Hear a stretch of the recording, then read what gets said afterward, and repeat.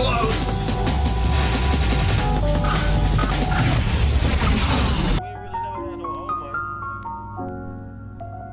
We got a whole lot of new money though. Raindrop, drop top, smoking, no cooking the hot pot.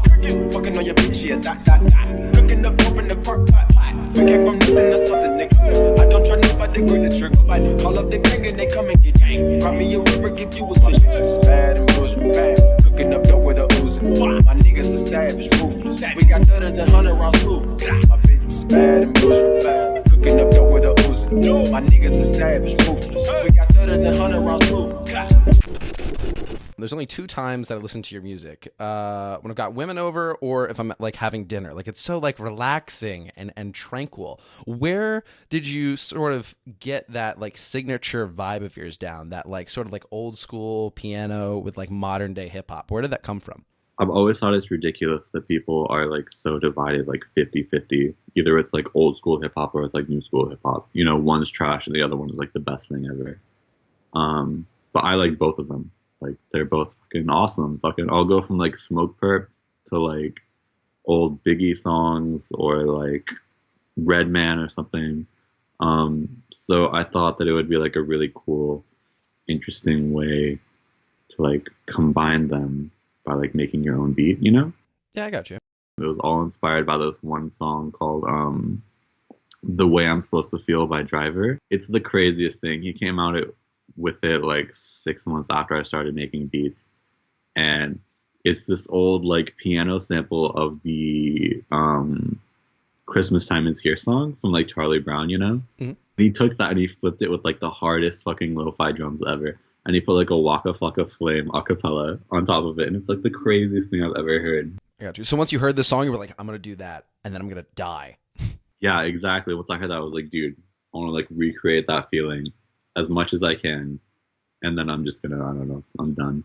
I'll just die after that, I guess. Yeah. When did you first start to be able to sort of monetize your music? Probably about this time last year, actually. Or maybe like April last year. Okay, so pretty much like a year or like 10 months after you started? Yeah, something like that. About a year. It was ridiculous. Like, it was crazy. It was right before I went to like a graduation ceremony for all my friends that were like in a grade younger than me.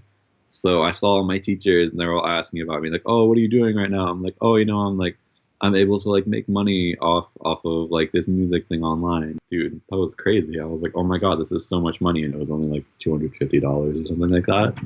But I was like, dude, this is the most money I've seen in my life, like coming off of like food stamps and stuff. Like, it's crazy. Did you ever have like any other jobs or anything like that to compare with what you were making?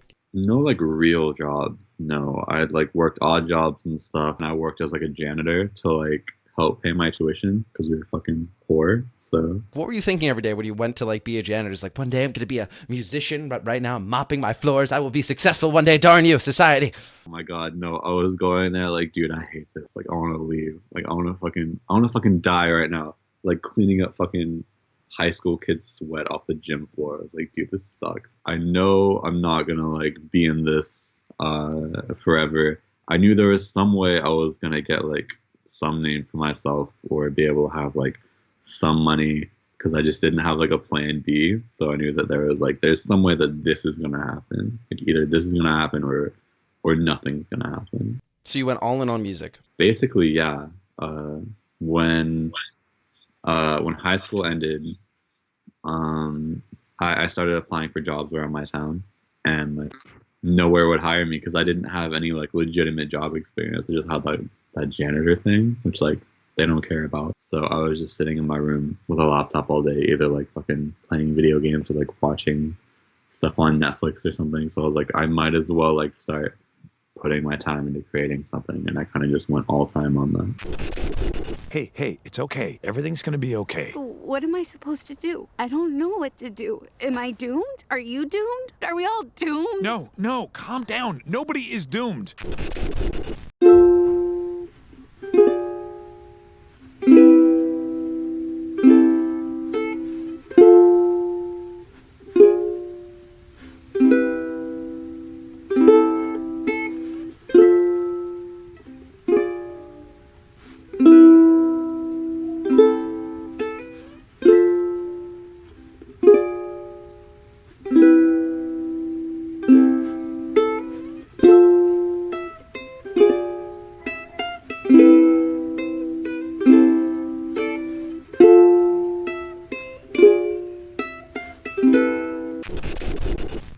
you struggle with like a lot of like depression at that period in your life then?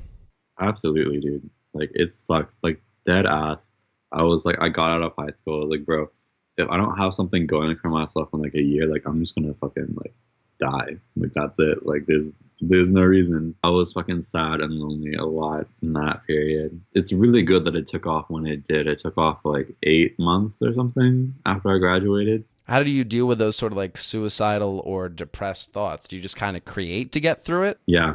I mostly say just get out of whatever space is like making me depressive. And if I can't do that, then like substances will work, you know? That's kind of like when I'm taking guys out to teach them like how dating works or social skills. My like number one rule is like, dude, you're gonna die alone in your house. So anything's better than that, right? Just go outside, see what the world has to offer, take in those new paradigms of living. Because when you're stuck in like this little room all day, it's just the world seems a lot scarier than it is, and you make yourself your own little prison. But you have to learn how to get out of that. And then as an artist, it's especially important because it's like, look, the new world. Look, you have outside. You can do things. You're not gonna die. It's cool. You're not that important. It's like, oh, that's better. Or that's how I at least deal with my depression anyway. I don't know. I feel that it's so much like less scary when you like get over yourself and you're like, dude, like not everybody is looking at you. Like, you know. You kind of got to just like let it go. It's like, dude, we're like not that important, man. Like your songs, like sure they sound like they suck to you, but they could be better to someone else. And like, well, you don't really know what the fuck is going on. And you just got to submit to that feeling of, oh, I'm an idiot. Fuck. Well, whatever. Oh yeah, no, that's my constant feeling of like, oh god, dude, there's like people that, like hate whatever it is I just put out. But like, you know, you get over it, you get pretty used to it, I guess, and then you can go back and look at it critically later and be like, oh yeah, they were right, or oh no, they were wrong. Like this is some of my best work or whatever. So let's talk about some of the work that you actually might be satisfied with, like some songs from your past album and your current album, and maybe some things you're going to be putting on tour. So your top songs, I have a list here. On YouTube, we've got Sad and Bougie is your top one, I think, if I recall, with like 6 million views on this one channel. Let's go through and break down that song, Sad and Bougie. What were you thinking? What was going through your mind when you were making it? Bro, that was so old. I had no idea what I was doing. I was like 700 followers, I think, on SoundCloud. The only thing I remember like clearly going through my head is like, no matter what I do with this, like, this is going to blow up, because I found the acapella that leaked like a day after it leaked. So I was like, whatever I put out is going to be one of the first things to like get out there. I heard it and I was like, this is beautiful.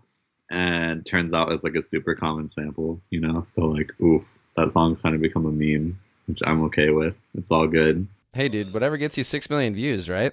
Yeah, I was like, this sample is really nice.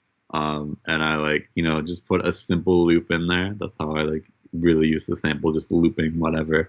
I put that loop in there, put the drum loop in there, layered the acapella over it, did whatever mixing I could, which was like almost nothing, but I did. And I put that out and I didn't expect it to do very well. But, you know, some big accounts on SoundCloud had like reposted it when I woke up. And so I was like, you know, like, all right, maybe this will do something. And I think it did like 20 something K plays in a month, which was like the most I had ever seen on one song. And then after that, I was like, okay, you know, like I know this is going to be something that is like going to keep going. And more people kept noticing it, and it got posted on YouTube. After that, like it just kind of took off. So let's say like you take another young artist like you. He's only got like a couple hundred followers, and that song you made is right now currently the thing that has the most views for you when you were younger. So how exactly should we, like, as other artists, treat our creations when we're just starting out? Should we have like a mindset that, oh, this is definitely going to be big,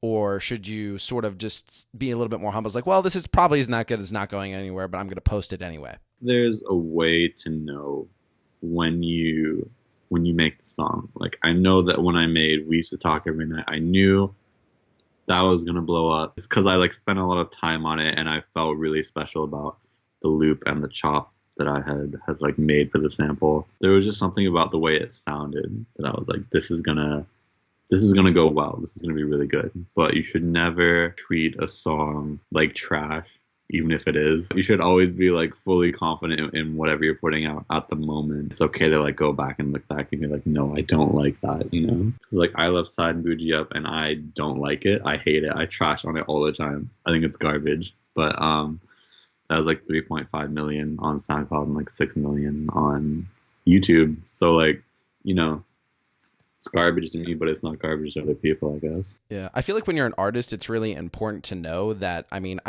you and I are both, which is really cool. Like, you seem like a perfectionist. I'm definitely a perfectionist. Everything needs to be like amazingly flawless, especially in conversation. And even if what I'm doing doesn't seem flawless to me, well, other individuals might actually find interest in it. So when I'm making art, I'm like, you know what? Okay, cool. This is the thing I made. I can hate it. I can love it. Doesn't matter. It's up for the audience to decide, you know? It doesn't really matter as much what you think as an artist. It is all about like what the people decide, you know, is this good or is this not? Like I put out Audi kind of like iffy on that one, and so far people have been like, oh, this is good, like I like this. And you know, it's like that with every single song, really. So like, dude, being an artist is like the scariest thing, you know, because you never like objectively know if something is good or bad. It's just like a constant process of like winging it and not knowing what the fuck is going on, but like having enough grounding where you can like still eat food and move to the next day, you know? Exactly. You have to put out so much stuff and be like so on the fence about it, but you have to like put out enough stuff to make money to sustain yourself. And so it's like a lot of like, you know, putting yourself on the line in that sense. There's no such thing as perfect. Huh? You're beautiful as you are, Courage. With all your imperfections, you can do anything. また、あそこにも。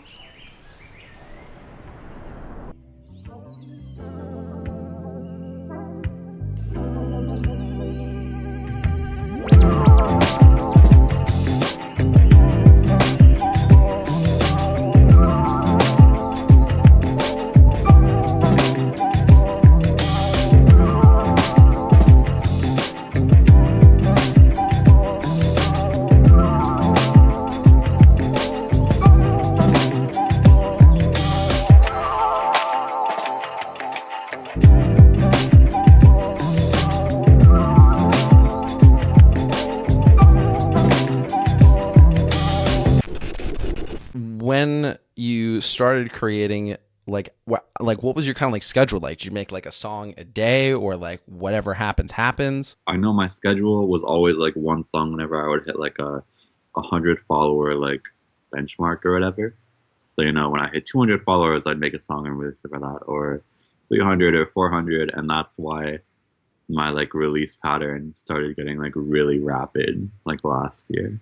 Now, when you first started making music, this was in the end of 2016? Yeah, this was mid to late 2016, yeah. Okay, got you. Now, from how long from when you started in late 2016 until you started like really picking up traction? It was like February 2017. It was like February 20... It was actually the 28th, because Anime Vibe posted my song We Used to Talk Every Night on their channel on the last day of February 2017. And then I think I had 800 SoundCloud followers on that day. And then I woke up and it was 900. So I was like, oh man, I have to make a song for that and put that out. So I did. It was pretty trash, but whatever, I did it. And then I hit 1K like the next day. And then I like made a song for that and I put that out. And it was just like, since that day, it's just been this constant like wave. What happened on that day when you just like woke up and you're like, oh, I have a lot of followers now? Like, what was your immediate thought? My immediate thought was like, holy shit, like, oh my god, is this gonna carry me over to 2,000 followers or whatever? I was like, oh my god. I was like aiming really low. I was like, dude, 2,000 is like huge. 2,000, you're like a SoundCloud god or whatever. Was that your intention? Did you want to be like super famous, or were you just kind of playing around? No, I was just playing around, but I thought that it would be cool to get, you know, my original like fucking meme or joke or whatever was, you know, like 10K and I'll quit. And then like I hit 10K and I was like, all right, cool, 20K and I'll quit. And then I hit 20K and I was like 50 and I'll quit. And then like just keeps going. But I mean, I started just messing around, and then I kept it going. I kept it going because I wanted to like talk to some of my favorite artists and like the people that like inspired me to like start making music, which is cool because I just did a collab with Ginseng, which is crazy because I was listening to his music like fucking 2 years ago. Who are some of those big inspirations of yours? Ginseng, who else? Old Tampa Beats inspired like my old style of music, but I want to switch it up and be more like creative and all that with samples. So like a lot of newer Tampa Beats is inspiring me right now. Evie inspires me a lot. Beside You definitely has like this crazy, his own like niche in the whole genre. Driver is really cool. I like Driver a lot. And how many of these guys have you worked with? Worked with Ginseng. I have a thing like on hold with Beside You. I don't know where it's at right now, but I have a draft of it. I want to work with Evie. I might hit her up soon actually and like see what's going on, see if she'd want to do that. And I really want to work with Driver too. How does it feel like working with like the people you used to like admire so much? Like what is that process like? It is the craziest thing. Like I freaked out and I like sent a fucking screenshot to all my friends when Ginseng like fucking he like put his contact in my SoundCloud DMs. I was like, dude, no way. I was like, there's no way this is like actually him. And it turned out I like clicked on the profile and it was like really like the legit Ginseng. I was like, dude, there's no way. There's no way. I like sent that around to all my friends and they were like, oh dude, like that's so cool. I'm so happy for you or whatever. When we like actually started working on it, like it was crazy just like seeing things that he would like add to the song, or he would be like, oh, you know, I just tweak like this little bit of compression here, or like I turn the drums up for like half a bar or whatever, or fucking whatever it is he's doing, you know, like the whole process of seeing how he looks at a track compared to like how I look at a track, and then you put those two together, like it's really like eye-opening, I think. What exactly is it that you see when you're making music? Like what does that vision look like of a song and comprising it? I'm always looking for a loop that will you know, not only will it just work sonically, but will it work sonically and be able to be like modified?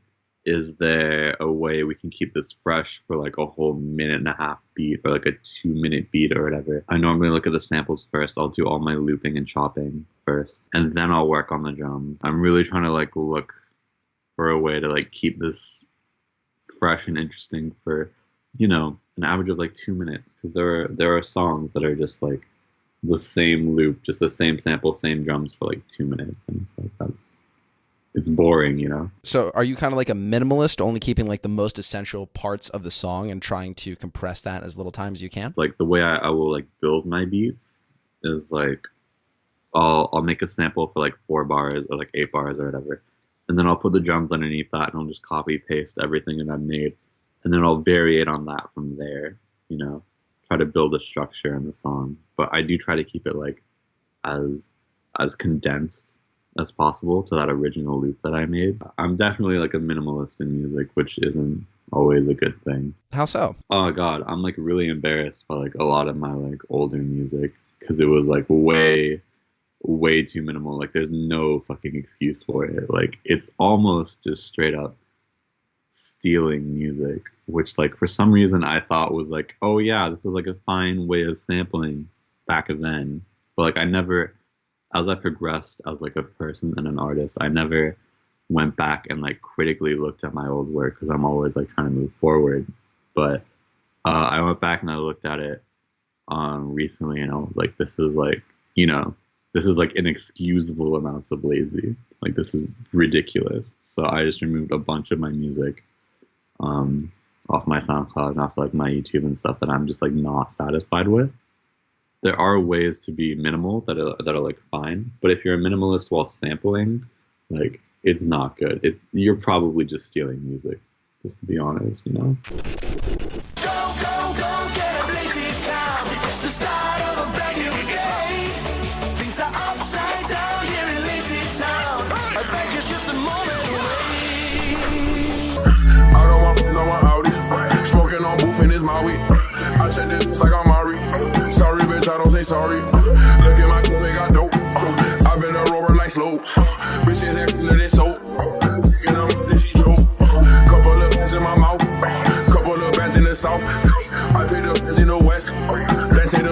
soft. Look at my watch, it's a 50. Waiting on her for like 50. I think if you want to kiss it, I let her tell me no kissing. Whipping Jeff Hardy in the kitchen. Cutting the rubber, the chicken. Fuck on this bitch on the mistress. Now in the way they go fishing. Whipping Do you like have like a list of people to send your songs to before you post them in order to see what their responses are? No, I don't. But I have like all the people in my head that I'm like, I respect this producer so much, or I love this artist so much, and I will send it to them and be like, yo, do you want to do anything with this, or what do you think about this? Or like, there's like an Anime Vibe group chat on Twitter that I'll like sometimes send my stuff to see what they think of it. I got you. What's your relationship with Anime Vibe? You said they discovered you when you had about like 700 followers. Do you, like, how does that process of getting discovered kind of work? Okay, it's crazy. So I love Aiden. He's like the main leader of Anime Vibe. He's great. So I had like sent in a song, I think, to them that had like a submission form back then. I don't know if it's still up, but they had one back then. And I sent in a song to them, and I got ignored, which is really funny. And then we used to talk every night. I put that out, and I guess I was on their radar somehow because they contacted me then, and they were like, yo, we want to like post this on our channel. I was like, that's really cool. So they posted that. That started my whole like wave or whatever. I owe like all of my stuff to Anime Vibe, really. I got you. So when you started getting picked up, like, did it all just kind of like upward spiral together? Like, oh, I have 100 followers overnight, neat, and then it just kept going and going or going? Yeah, it was crazy. There was like a time where I would be averaging like, man, I want to say 200 followers per day. 200 new followers on SoundCloud per day. Because I would be gaining like 1K or like 1.2K or whatever every week, which is like the craziest thing. Like, so many people have like lobbed accusations on me of like, oh, you're buying followers, or oh, you're cheating the system, or oh, fucking whatever, this and that, or whatever. But I don't know what it is. Like, it's just like, it happened, and there's something gravitational about my stuff. Did you ever think you were going to take off that quickly? Never imagined. No, I thought I would be one of those people working, you know, at making music and putting out things fucking once a week or once every 2 weeks for like 4 years, and then I'll be happy when I have like 3,000 SoundCloud followers or something, you know? Like, I didn't think it would blow up and be such like a gravitational thing, I guess, is a good word. There's just something about it that like draws people towards it, and it's not necessarily like the quality of the music, but there's just this like untapped characteristic about it, you know, something that like brings people in. So I have no idea what that is, and I never expected that I would have it. I got you. Now, are you making like a full-time living for music, or is it still kind of like not enough to thrive yet? I was on monthly paychecks up till about this month, honestly. I kind of cut a slump because I stopped making as much music, and one of my biggest videos got demonetized on YouTube. That's crazy. Yeah, that sucks. So that like knocked my whole revenue off. Like 2/3 of my revenue got knocked off by just that one video and the lack of me like putting things out. So I gotta start creating like really good music that's gonna take off, and I gotta do it like quickly if I'm gonna like, keep this up, you know. Your Skateboard P just got demonetized. Have any of your other YouTube videos had the same troubles? Sometimes, but it's mostly just for like the visuals that I use in them, because you know I used to use like a lot of anime visuals and stuff in my work. So like understandably those would get claimed by the animation studios, or like other remixes I have gotten the vocals claimed, which is like understandable, like whatever. Like I'm not clearing the vocals or whatever. How do you select what backgrounds to use for your songs? So I used to be trying to keep that whole like anime aesthetic or whatever, and then like as soon as I felt like it was like, you know, run out, then I had to create my own thing. So I looked at people like Ginseng that kind of have their own aesthetic, and people like Japan have their own aesthetic. So I just started using photos that I took, myself as like cover art. It brings something creative to it that like no one can like recreate because it's your photos from where you are.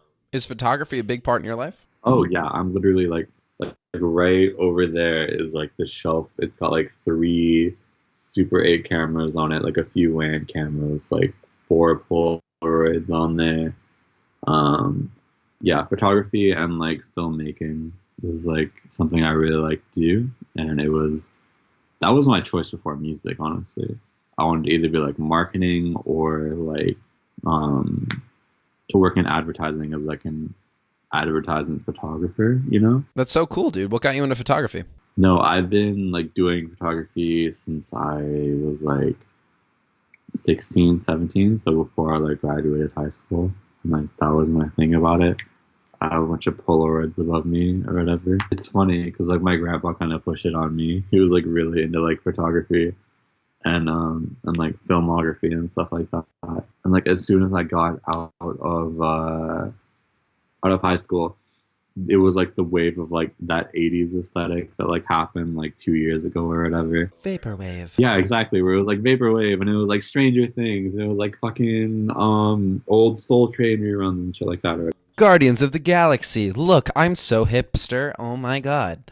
Exactly. Look at all this neon color and fucking like washed out lights and shit like that. And I was like, dude, absolutely. I'm gonna like get into that. Like that's cool as shit. And so I got like a Super 8 camera and I was like, dude, I'm gonna like shoot film on this. And so I got that and I was like, this is really cool. And I was like, okay, I found a Polaroid camera from like the 80s at a thrift store. I'm gonna buy it because it's like $10. So I bought it. And then I started like taking pictures on that and I was like, this is like great. This might be what I want to do. And then like a few months later, the music thing popped off. But no, that totally would have been like my go-to route. Like no doubt, I would have been a photographer or like a film director or something like that. I'd like you to join me on a journey through the most unique total photographic system ever made. It's the completely automatic new Spectra system from Polaroid. Let's go inside.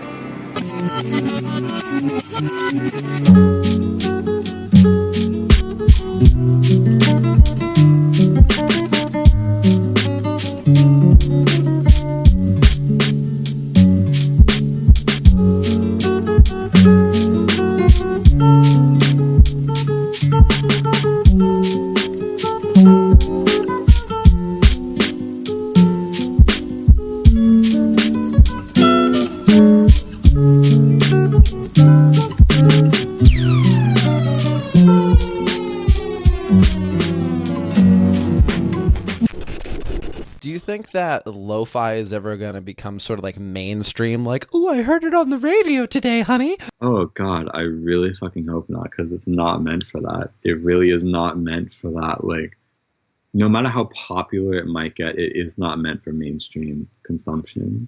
Like, it's just not that kind of music, I think the most mainstream it gets is like if it gets put in like a Casey Neistat vlog, or like a Starbucks ad in the background or whatever. Like that's about as mainstream as it's gonna get, and I think that's where it should stay. I know that like Kendrick rapped on kind of like a lo-fi beat on Ya on his album Damn, which I thought was really interesting. But other than that, I don't think there should be like a lot of rappers rapping on traditionally lo-fi beats. It's very much an internet culture. I feel like lo-fi itself is kind of like, oh look, this is what YouTube made. That's a weird thing that we did. Let's keep it the fuck there. Yeah, exactly. It's like this thing was created in this space or on these few spaces, and we should keep it here and not push it anywhere else because it isn't really going to be welcomed anywhere else, But it's cool in this one spot where people can come here if they want to, or they can leave when they want to, and they don't have to fucking sit here and listen to this on the radio on repeat for fucking, 4 or 5 times a day. Like, it is, I think it's where it's supposed to be. It might not exactly be in the form that it's supposed to be in right now, but I think that it has properly filled out the space that it's meant to take, you know? What do you think is the final form of the lo-fi musical artist gathering? Yo, final form is fucking somebody gets hit with copyright strike from a major label and just the whole genre just fucking Collapses. the whole thing is just done. Everybody deletes their like accounts or whatever and goes into hiding. Like, that's probably it, honestly. Who's getting hit worst first? Oh man, dude, fuck, probably me for Sad and Bougie. That shit's gonna kill me, bro. I'm working on like getting that cleared, and we're like halfway through the process, but we're like waiting on a response. So hopefully that shit doesn't happen. But like, nah, you know, there's a lot of people that will like get hit pretty hard, I think. Are you afraid of kind of like the mass demonetizations coming across YouTube that it's going to affect you guys a lot? Kinda, yeah. I mean, like, it hasn't affected me personally all that much, other than like that one video that got demonetized. The rest of my stuff is still pretty good, so I'm making like a decent wage. I'm making, you know, enough to live on. I think the only thing that really scares me about YouTube is like the fact that when you make something and it starts blowing up and you get more revenue, that when that gets taken away, you then have to adjust your lifestyle to that like new difference. Like, I was about to like buy a car and start making payments, but then that video got like demonetized, so it's good that I didn't do that because I probably couldn't make those payments right now. And it's like, you know, it's very like an influx kind of thing. That's the scariest thing about YouTube. Yeah, that really lights a fire under your ass with that kind of like instability. But it's also kind of good because it forces you to create more. But then sometimes your creations, you feel like they're not good enough because they're kind of rushed, and you got this like wishy-washy thing, you know? Exactly. I totally went through that last summer, which is why I deleted like fucking 90% of the music that I made then, because I hated it. It was just trash. It was rushed and fucking lazy and like way oversimplified and like it was garbage, and none of it took off, which is good because it was all trash except for like maybe one or two pieces. I used to be like quantity over quality, you know, like the way to like really rush the market on something is to just oversaturate it. But now I'm feeling more quality over quantity, where it's like if I can make one thing that blows up and gets, you know, 3 million views or 4 million views, then I'm good for a few months. Instead of like making 20 things that get like 20,000 views each, you know? I got you. Do you consider yourself like Elijah as an individual is a lot different than the brand of Elijah Who? I've changed a lot, which is why I try to change the brand along with me, because me as a person, I am the brand. So I try to like introduce new changes, whether that is me listening to like trap music more, and so I made like a trap clip the other day, or I've been talking to people that use like certain slang online, and so now like my online slang has fucking changed up. It's all just like little differences that change with me as a person that kind of help to like change the brand. But even then, I cannot like express my full self online, you know? How is it that you want to be portrayed and seen by other people? I want to be seen by, you know, I think how anyone wants to be seen, by like the best parts of me. I try to be nice to everyone. I try to be supportive of people that I genuinely feel are talented or could have like a really good run on SoundCloud or on Spotify or whatever it is that they want to do. I try to be, you know, nice, supportive. I am a romantic, maybe not at this point, but you know, it's just like whatever I am, whatever I present to people, they can make their own judgments on that. Those are the things that I try to portray. When we experience the world around us, we identify with the subject, the knower. We don't identify with what we see. But as a matter of fact, if there is nothing seen, there is no experience of a seer. If there is no seer, there is no experience of anything seen. They both go together in the same way as the black and the white.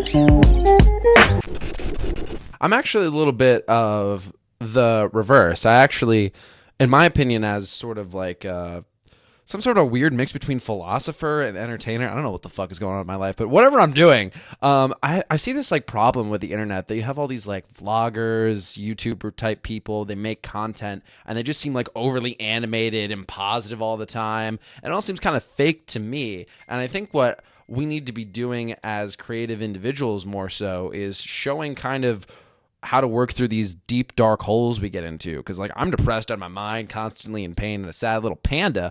But I think it's important for people to know, it's like, yo, dude, we're all, like, suffering and miserable together, man. This is how I'm working that out. I'm not going to pretend to be, like, all happy all the time. Here we go. This is the reality of things. I'm really in that dark space. What's your perspective on that? Exactly. Like, I try not to make sad songs all the time because I'm not always fucking sad. Like, there are times that I'm happy, and there are times that I'm fucking infatuated with a new person that I met, you know, fucking on the street or whatever. But I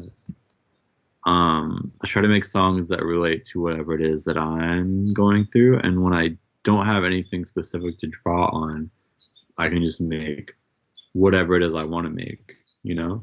So there's like that easy like difference between that. Easy, breezy, beautiful cover girl. Exactly. But like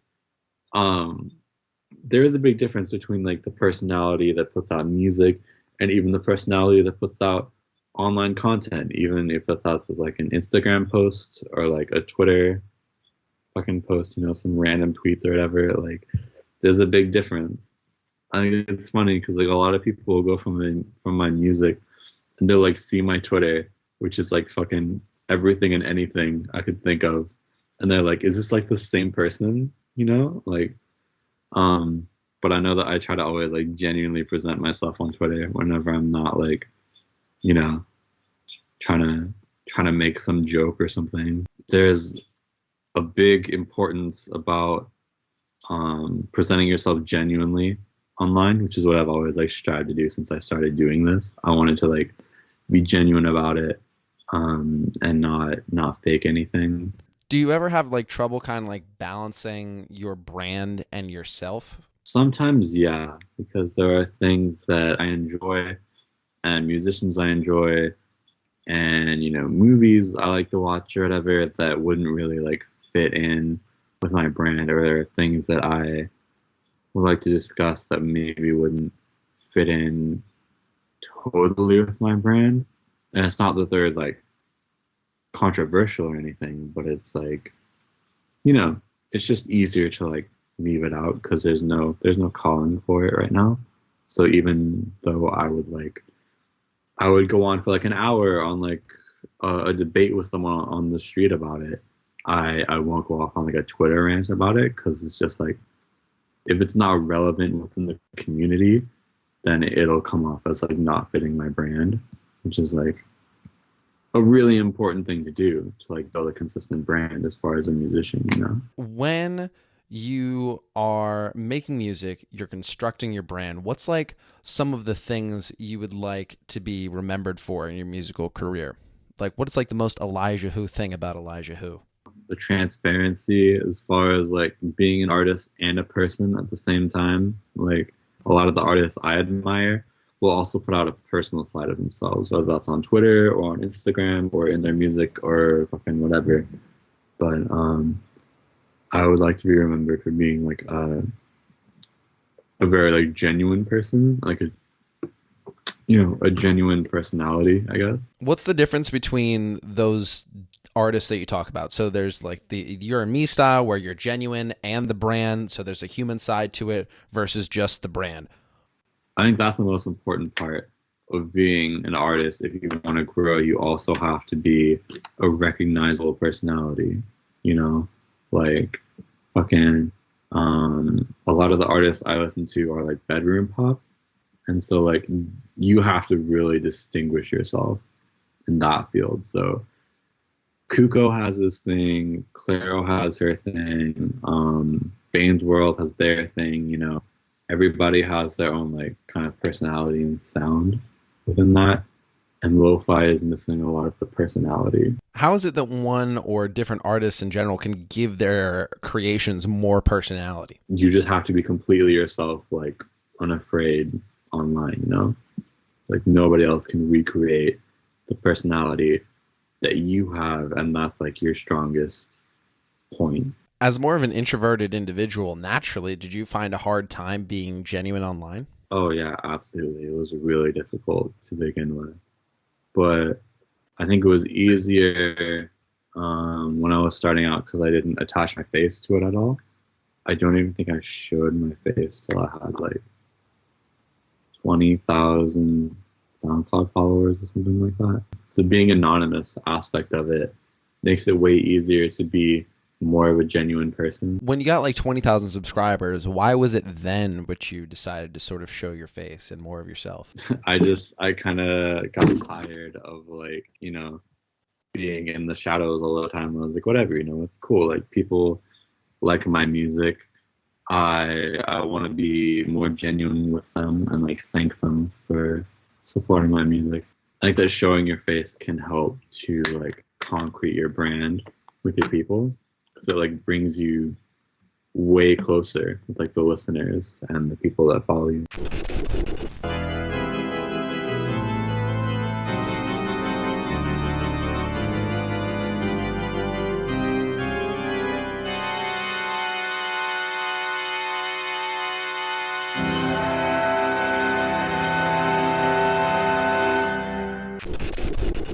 Inbox this girl.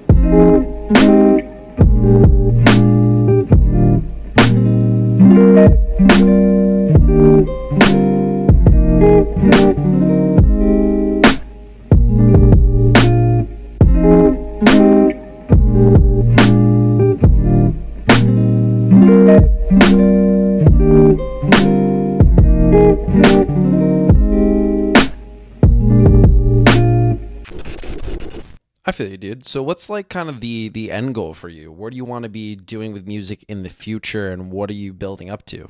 To either make music that I want and still get placements with labels, or I would like to maybe eventually stop making music and be more of like a brand consultant or a marketing consultant.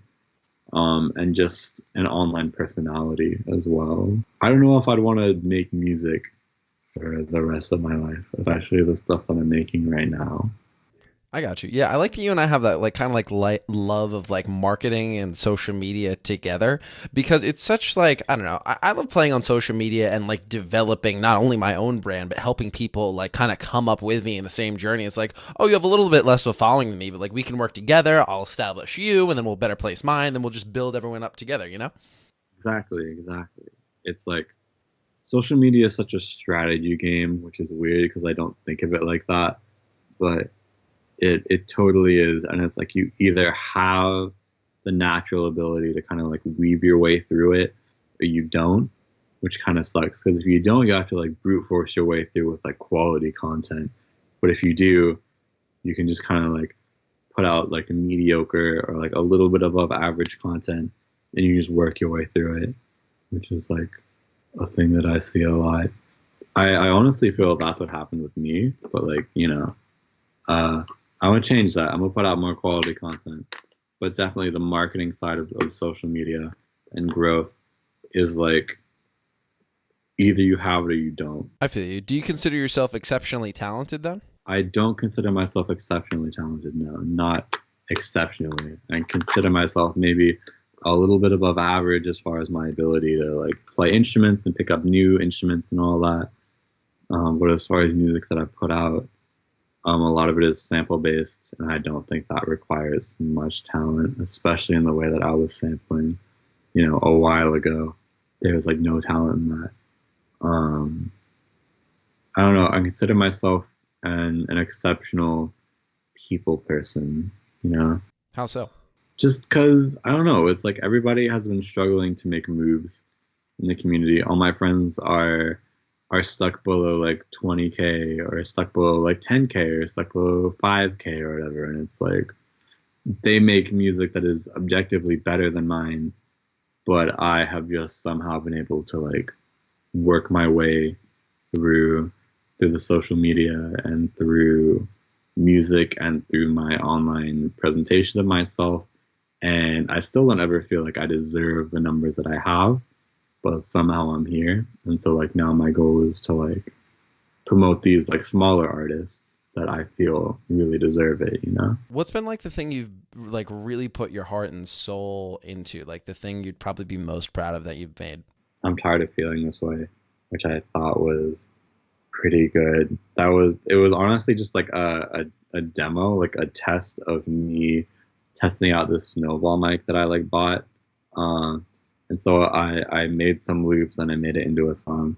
And I think it's probably my most proud thing, because like 100% composed it, and it was a successful piece. What does it mean to you?